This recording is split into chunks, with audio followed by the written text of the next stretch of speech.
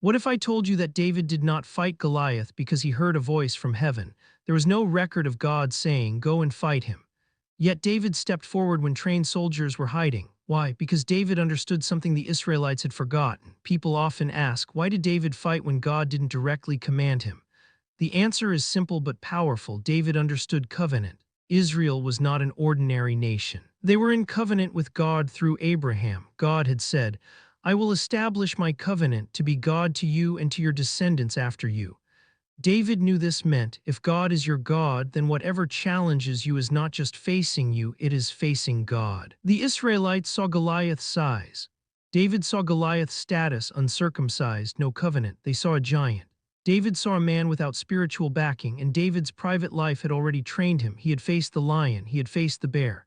Those battles taught him something. When God is with you, natural size does not determine outcomes. So when David ran toward Goliath, he was not being brave.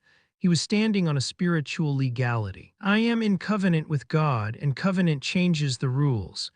But here is what many believers miss. Goliath didn't fall because David believed. Goliath didn't fall because David spoke. Goliath fell when David released the stone. Faith that is not acted upon is incomplete. God's word is his will revealed, but revelation demands participation.